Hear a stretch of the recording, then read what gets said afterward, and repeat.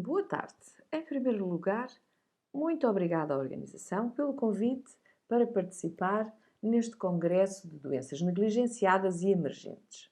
O meu nome é Fátima Nogueira, eu trabalho no Instituto de Higiene e Medicina Tropical da Universidade Nova de Lisboa. Vou apresentar os trabalhos que temos andado a fazer acerca de resistência antimaláricos. A malária é uma doença causada por um parasita protozoário unicelular do género Plasmodium. Existem 5 espécies de Plasmodium que podem causar doença no homem. Plasmodium malariae, o vivax, o ovale, o falciparum e o knowlesi. Sendo que o falciparum é a espécie que causa maior mortalidade e morbilidade. É também esta espécie que causa as formas mais graves da doença, a denominada malária grave ou malária cerebral. Aqui no cantinho inferior direito podemos ver um esfregaço de sangue corado com guimsa, onde podemos ver anéis do parasita Plasmodium falciparum. Esta é a forma habitual de apresentação do Plasmodium falciparum no sangue periférico de um paciente. A malária é prevalente nas regiões tropicais e subtropicais do globo. Segundo o relatório da OMS de 2019, que reporta os casos de 2018, ocorreram 228 milhões de casos de malária no mundo, sendo que 400 mil mortes deveram-se à malária, mais de 90% destas no continente africano. É, portanto, uma doença que afeta uma vasta população. No mesmo relatório é referido que no Brasil, durante o ano de 2018, ocorreram mais de 700 mil casos de malária e faleceram 580 pessoas devido a esta parasitose. Existe também um dado que, quanto a mim, é de alguma maneira preocupante, que é o facto de, entre 2010 e 2018, os casos de morte terem vindo a aumentar e esse aumento foi de cerca de 26%.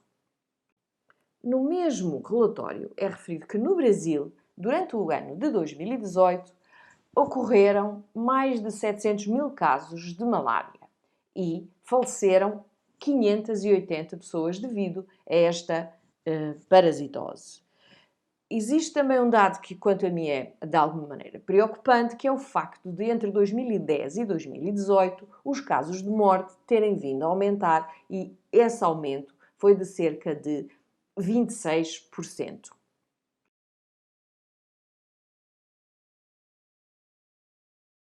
Então, o que são os ACTs? Os ACTs combinam um derivado da artemisinina com um fármaco companheiro.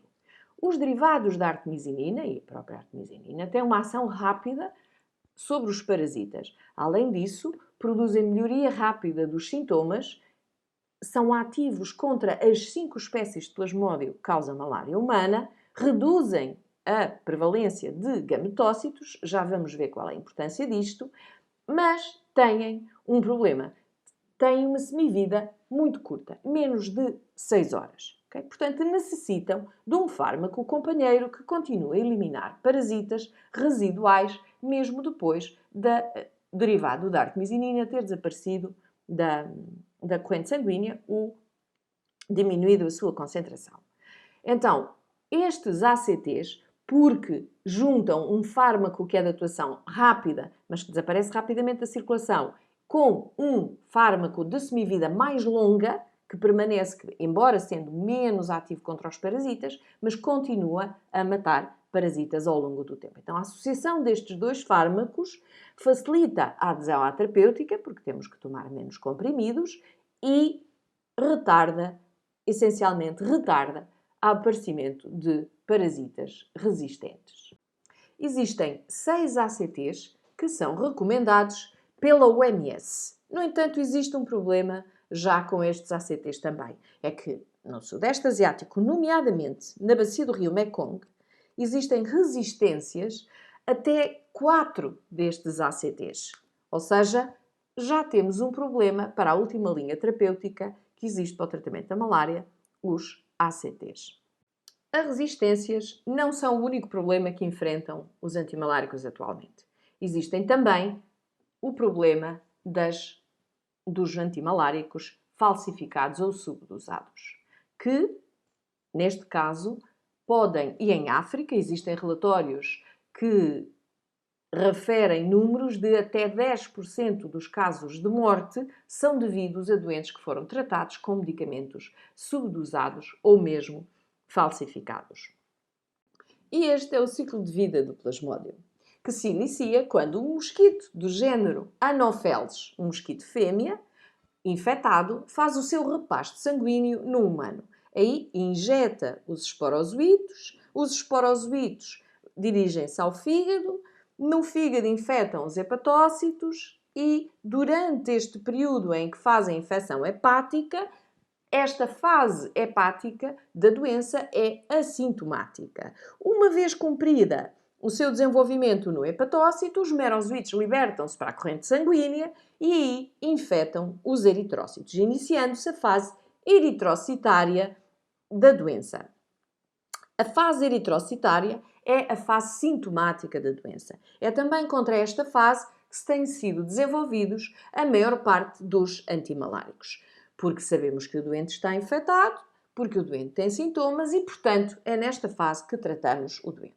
Durante a fase eritrocitária, a dado momento, surge um sinal para haver diferenciação de gametócitos, que são as células produtoras dos gametos.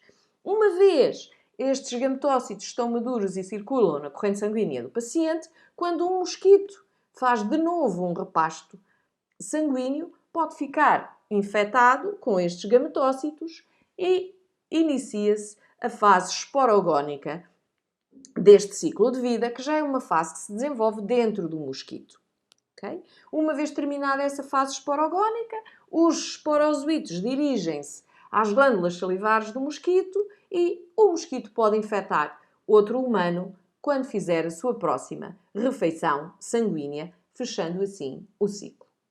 Resumindo, estes são os antimaláricos disponíveis para combater a doença malária no homem. A primaquina, que atua a nível das fases hepáticas, mesmo as formas dormentes do Plasmodium vivax, mais recentemente a tafenoquina também foi autorizada, os ACTs para resolver a fase eritrocitária da doença e, mais uma vez, a primaquina para eliminar os gametócitos. E porquê? Porque os ACTs são pouco eficientes na eliminação dos gametócitos. Temos que nos recordar de que os gametócitos são as formas que são transmitidas ao mosquito. E, portanto, podemos, com ACTs, tratar o doente e ele ficar sem sintomas, mas, se não eliminarmos os gametócitos, ele continua a transmitir. Por isso é que, atualmente, alguns países, em fase de eliminação da malária, adicionam ao tratamento com os antimaláricos uma dose de primaquina para eliminar os gametócitos e, desta forma, fazer bloqueio de transmissão. Efetivamente, o portfólio que temos para tratar a malária é bastante limitado. Isto é um slide que eu retirei da MMV, está disponível na Medicines for Malaria Venture, em que nos mostram quais são os antimaláricos que estão em desenvolvimento e aqueles que já estão aprovados. Se repararmos, a cor-de-rosa são os que já estão aprovados, são todos baseados em artemisinina. Mesmo aqueles em azul escuro, que estão em desenvolvimento, a maior parte deles também são baseados em derivados da artemisinina. Portanto, é urgente que os senhores químicos e os futuros farmacêuticos que nos estão a ouvir que desenvolvam novas moléculas para termos um maior leque de escolha, mais opções para o tratamento da malária. E agora vou iniciar a fase da minha apresentação em que vos vou dar alguns exemplos do trabalho que tenho vindo a desenvolver em conjunto com os químicos com quem tenho o privilégio de colaborar. Okay? Duas grandes vertentes. Uma que teve origem na Malaria Box e nos compostos que estavam na Malaria Box e os químicos Selecionaram algumas moléculas que desenharam análogos, melhoramentos, alterações e que nós fomos testando quanto ao seu potencial ou atividade antimalárica. E a outra vertente é a vertente dos produtos naturais, em que são derivadas moléculas a partir de produtos naturais extraídos de plantas ou mesmo de animais marinhos, ou síntese de compostos que foram desenhados para atingir alvos em concreto no parasita. Ok? Escolhi 2 exemplos. Um em que foi usado o cristal da hemozoína como um alvo terapêutico numa estratégia racional de desenho de novos fármacos antimaláricos. Okay? E o outro exemplo é o uso de endoperóxidos sintéticos. E então o que é a hemozoína? A hemozoína, ou pigmento malárico, é um cristal que se vai acumulando no vacúolo digestivo do parasita à medida que ele vai progredindo no seu ciclo intra-eritrocitário. Como podemos ver aqui, temos assinalado nos vacúolos digestivos dos parasitas esta substância que aqui está assinalada e que tem uma cor amarelada no vacúolo dos parasitas. E pergunto a vocês, por que escolhemos nós a hemozoína como alvo terapêutico? Porque a hemozoína resulta da polimerização de grupos M, os quais resultaram da digestão da hemoglobina dentro do vacúolo digestivo do parasita. Dentro do eritrócito, o parasita digere a totalidade da hemoglobina do citoplasma do eritrócito. Ora, a hemoglobina é rica em ferro. O parasita utiliza no seu metabolismo os aminoácidos e depois tem que complexar todos estes grupos ricos em ferro ou então morreria por excesso de stress oxidativo. Então, desenvolveu ao longo da sua evolução um processo de biomineralizar estes grupos M, tornando-os quimicamente inertes, portanto, produzindo hemozoína. Se nós conseguirmos interferir com este processo de polimerização ou biomineralização dos grupos M em hemozoína, conseguimos intoxicar o parasita. Se impedirmos que estes grupos M se polimerizem e se tornem inertes em termos de reatividade. Okay? Como este processo é totalmente diferente do hospedeiro, ou seja, do humano, o humano não possui esta via biosintética, portanto, seletivamente, nós podemos inativar esta via no parasita, conseguindo assim uma morte do parasita sem afetar as células do indivíduo. Os químicos com quem colaboro puseram-se em terreno, sintetizaram moléculas e eu vou apresentar resultados de 3 desses trabalhos. Uma vez tenhamos as diferentes moléculas que queremos estudar, temos que saber quão tóxicas é que elas são para o hospedeiro. Portanto, fazemos ensaios de citotoxicidade in vitro em células de mamífero. Submetemos as células das linhas celulares a várias doses do composto e percebemos se são tóxicos ou não acima de um determinado limiar. Uma vez sabermos que esses compostos não são tóxicos, então passamos para os ensaios de atividade antimalárica. Os ensaios de atividade antimalárica são feitos em culturas de Plasmodium falciparum em eritrócitos. Primeiro cultivamos os nossos parasitas na presença de várias doses do fármaco. Esperamos, no caso dos nossos ensaios, 72 horas e, no final, vamos ler quantos parasitas em cada dose sobreviveram ao fármaco em estudo. Com isto, nós podemos determinar um valor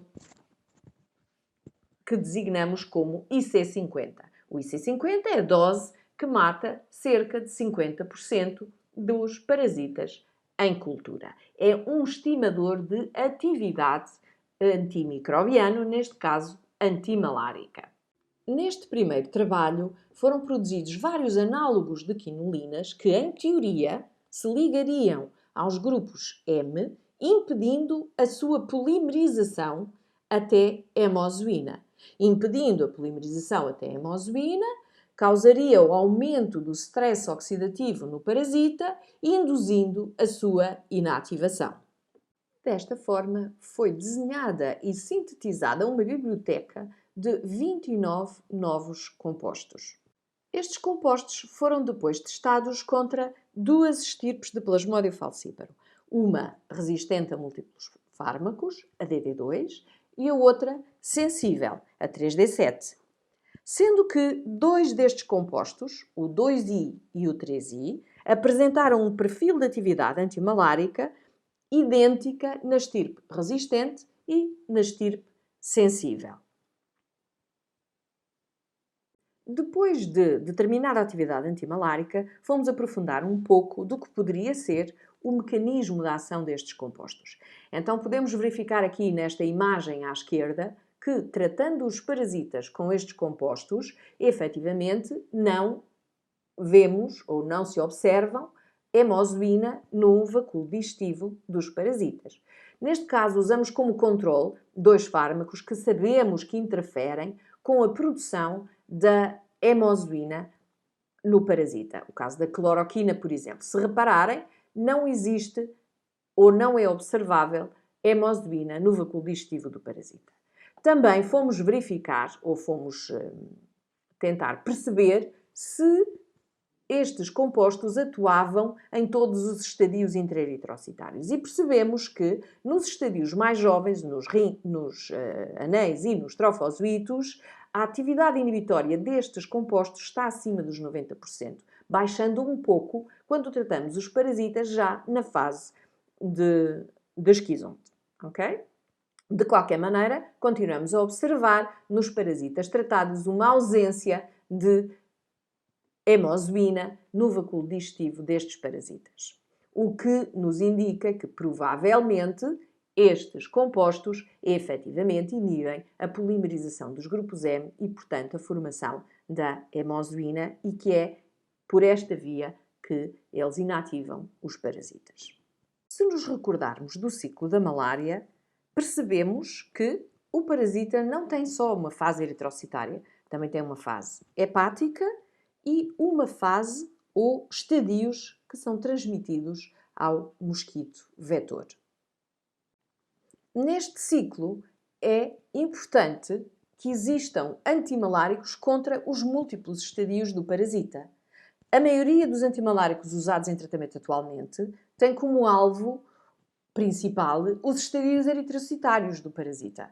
Okay? Mas, para garantir o controle da malária, é urgente e muito necessário o encontrar antimaláricos que eliminem também os parasitas na fase hepática, okay? Os casos dos esquizonticidas pré-eritrocitários, e que bloqueiem a transmissão do parasita ao mosquito. Portanto, que eliminem os gametócitos. Para quê? Para podermos quebrar este ciclo de transmissão da malária.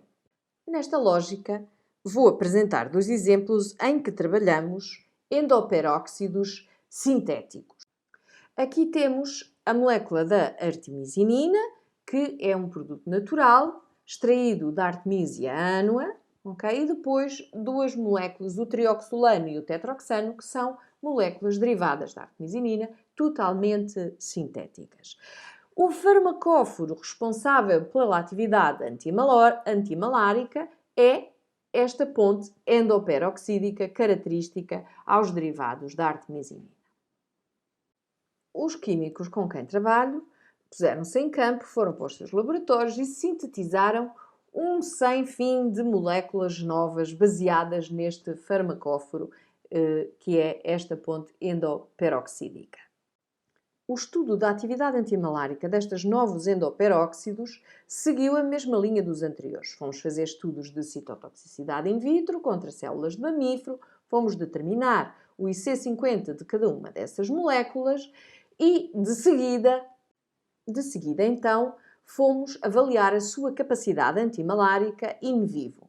Ou seja, infectamos ratinhos com malária e, de seguida, começamos a tratá-los com estes compostos. Demos 5 doses em 5 dias consecutivos e fomos avaliando a sua parasitémia ao longo da infecção, para perceber se os compostos eliminavam ou não a parasitémia nos ratinhos. Globalmente, o composto que apresentou um melhor perfil de atividade antimalárica foi o LC50.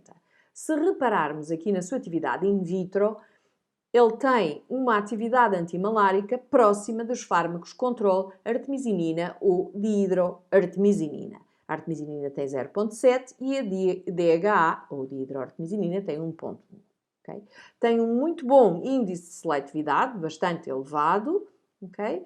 Além de que, no comportamento in vivo contra Chabody, Plasmodium chabody, okay?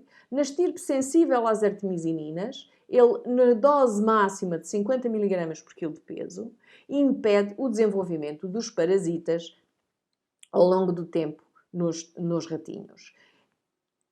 Tem um desempenho menos bom nos parasitas resistentes à artemisinina, onde, mesmo na dose de 50 mg por quilo de peso, ainda permite a sobrevivência de alguns dos parasitas. No entanto, estas moléculas podem ser sempre melhoradas e este LC50 revelou-se uma base para o desenvolvimento de outros antimaláricos, como vamos ver já a seguir.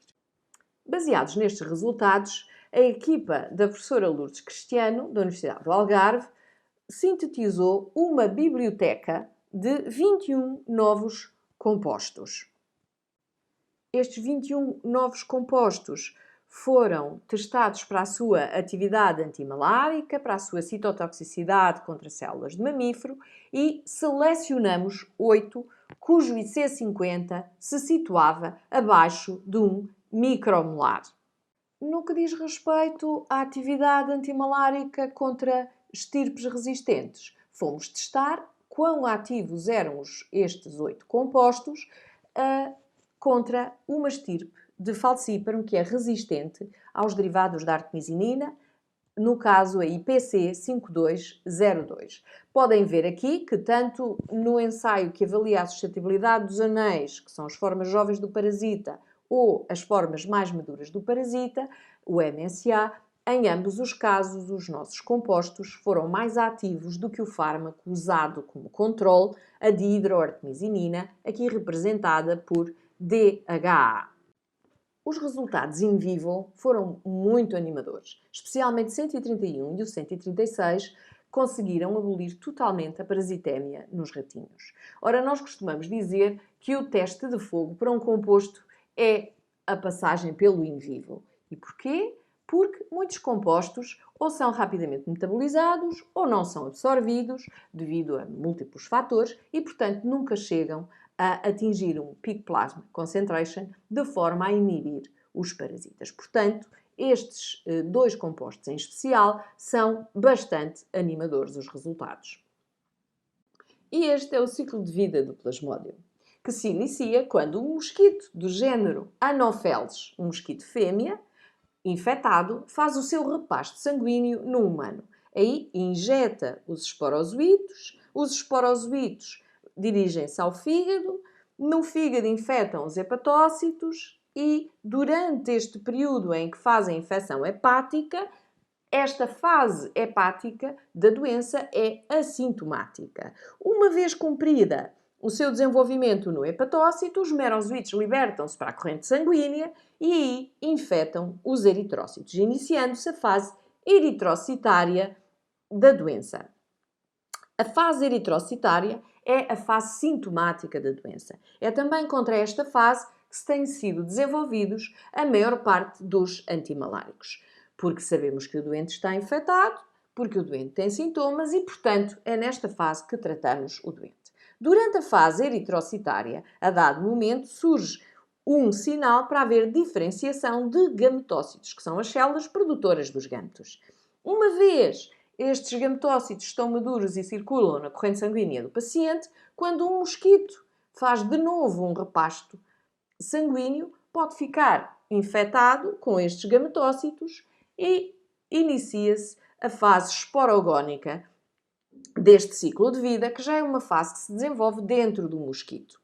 Okay? Uma vez terminada essa fase esporogónica, os esporozoitos dirigem-se às glândulas salivares do mosquito e o mosquito pode infectar outro humano quando fizer a sua próxima refeição sanguínea, fechando assim o ciclo. Ora, já tínhamos excelentes moléculas, mas continuávamos sem ter um fármaco que atuasse em todo o ciclo do Plasmodium. E então, claro, não ficamos satisfeitos, continuamos o nosso trabalho.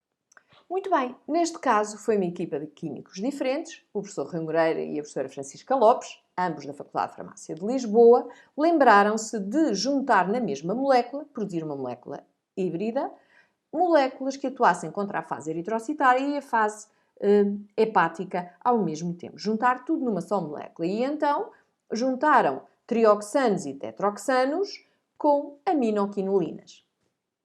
O processo de avaliação da suscetibilidade antimalárica segue sempre as metodologias que já falamos até agora, determinação do IC50 em estadios eritrocitários, determinação da atividade antimalárica a nível das fases hepáticas, a citotoxicidade, que nunca podemos esquecer, o fármaco não pode ser tóxico para o hospedeiro. Selecionamos 4 dos compostos com um perfil de atividade antimalárica que in vitro nos pareceu mais adequado e que tinham uma citotoxicidade aceitável para continuar a sua avaliação.